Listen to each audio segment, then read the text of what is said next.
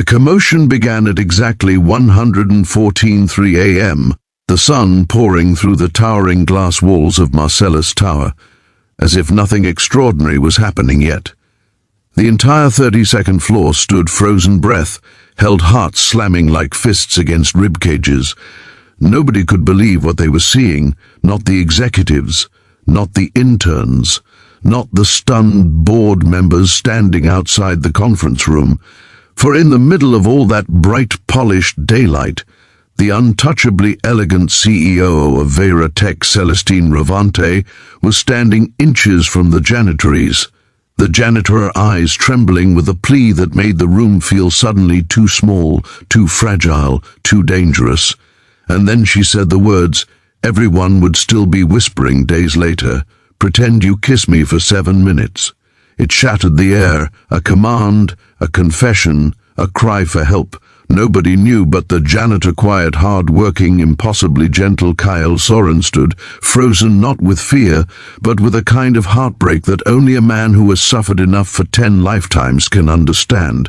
Before we dive deeper into this emotional storm, if you believe in second chances, kindness, or the quiet people who turn out to be heroes, then please like, comment, share, and subscribe to Kindness. Spark your support helps stories like this reach more hearts. Now let's go back to where it all began. The day had started like any other for Kael Soren. Daylight spilled across the city in golden sheets, warming the cracked pavement of East Haven, where he lived with his 8-year-old daughter, Sari. She had been born with a small heart defect. The doctors were still trying to understand, and every morning Kael woke up to the same promise: he would make this world safer, softer, better for her. He never complained. Not once. He simply pushed forward, carrying his responsibilities like a silent soldier. Kael worked as a janitor at Veratech, one of the city's most powerful tech firms, because it was the only job that allowed him flexible hours to care for Sari. Most people never noticed him. Except to hand him trash, he never minded. He kept his head down, worked hard, and thanked the universe for every paycheck that meant another bottle of medicine for his little girl. But Celestine Rovante noticed him. Everyone noticed. Her presence hit a room like a gust of winter wind. Sharp and commanding, she was the CEO. Everyone feared the one who could silence a room with a glance, the one whose high-heeled steps echoed like power itself. Yet behind those icy grey eyes lived a solitude so deep that even she refused to look at it. Her life was a fortress, guarded by reputation, pressure, endless enemies, and a board waiting for the tiniest crack to overthrow her. For months, Kael had watched her walk through the hall's pristine suits, perfect hair, the silent ache in her posture, as though she carried an invisible weight. He never spoke to her. Except for the occasional polite nod, their worlds went just separate, were galaxies apart, until the day everything collided. That morning Celestine arrived with a stiffness around her eyes, the kind that spoke of sleepless nights and private wars she was preparing for the biggest investor meeting of the year. The board had been circling her leadership for months, looking for a reason to remove her. This meeting would either secure her throne or end her career. The corridors buzzed with tension. Employees rushed with folders, tablets, and steaming cups of coffee. Kael, pushing his cleaning cart, felt the sharpness in the air like static before a storm. At 11:10 a.m., Kael entered the 32nd floor conference lounge to replace empty water jugs and clean the glass partitions. The sunlight streamed in, bright and unforgiving, illuminating every fleck of dust. Only one person was in the room. Celestine. She stood at the window, rigid, her breath uneven. At first he thought she was silently rehearsing, but then her hand trembled just slightly, but enough for Kael to sense something was wrong. He didn't speak. He simply paused, letting the moment breathe. He had learned that sometimes silence allows truth to surface, and surface. It did. Celestine suddenly whispered, almost to herself, "I can't let them win. Not today." Her voice cracked softer than he had ever heard it.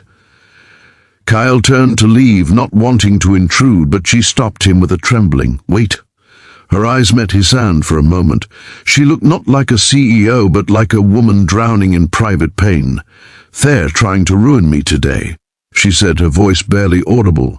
"They hired a private investigator to tail me, twist whatever they find. They want to claim I am unstable, emotional, unfit to lead." Kael stood still, absorbing her words. "They said they'll fabricate proof." She said something scandalous, something that will humiliate me publicly. He didn't understand why she was telling him this. The janitor she barely knew, but maybe that was exactly why he was safe. He was the one person in this building who didn't want anything from her. "They said I am incapable of genuine connection." She whispered, "that I've built a life so cold and unnatural no one would ever believe." Inhuman. Kael's heart tightened. He knew something about being misunderstood, invisible, judged without knowing your truth before. He could respond. Voices echoed from the hall, board members, approaching early, hoping to catch her off guard. Celestine's eyes widened. Panic flickered. It wasn't the kind that came from fear, it was the kind that came from a lifetime of being forced to hold everything together alone. Then it happened. Her gaze snapped to Kael like he was her last lifeline. "Pretend you kiss me for 7 minutes," she blurted softly but urgently. "They're going to look inside as they walk past. They need to see I'm not what they think." Kael froze. The request slammed into him with the force of 1,000 unspoken histories. He wasn't a man who touched easily. He wasn't a man who pretended affection. His heart belonged to his daughter first, always, and yet he saw something raw, breaking, desperate inside. Her something that whispered she needed this moment, not as a lie, but as a shield. The footsteps grew closer. Celestine stepped toward him, breath trembling. Kael inhaled deeply, grounding himself. Then slowly reached up, gently cupping the side of her face. His hands were calloused from years of labor. Hers soft yet cold from a lifetime of high-pressure control. Their worlds collided in that single touch. They didn't kiss.